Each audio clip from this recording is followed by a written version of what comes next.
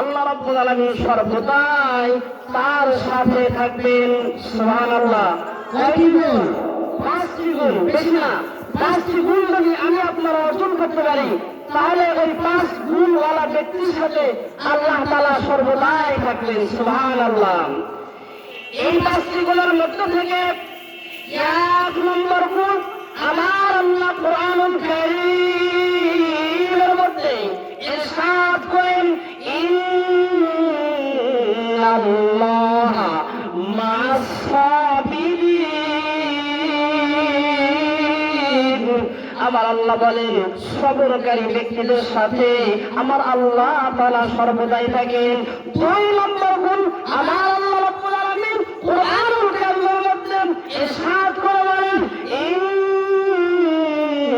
ইন্নাল্লাহা মা'আস সাদিকিন। আল্লাহু আকবার বলেন। এই মুসলমান বন্ধুরে, সত্যবাদীদের সাথে আমার আল্লাহ সর্বদাই থাকে। 3 নম্বর গুণ, আমার আল্লাহ কোরআনুল কারীমের মধ্যে ইরশাদ করে বলেন,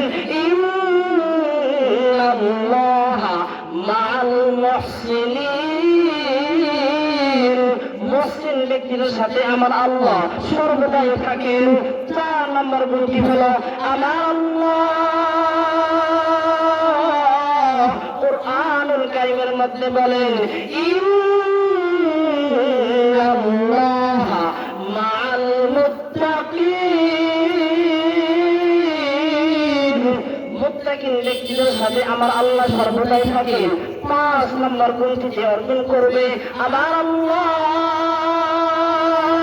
কোরআনুল কারীমের মধ্যে ঘোষণা দিয়ে বলেন, 5 নম্বর গুণটি হচ্ছে বাজানরে, ইন্নাল্লাহা মা'আল মুমিনিন।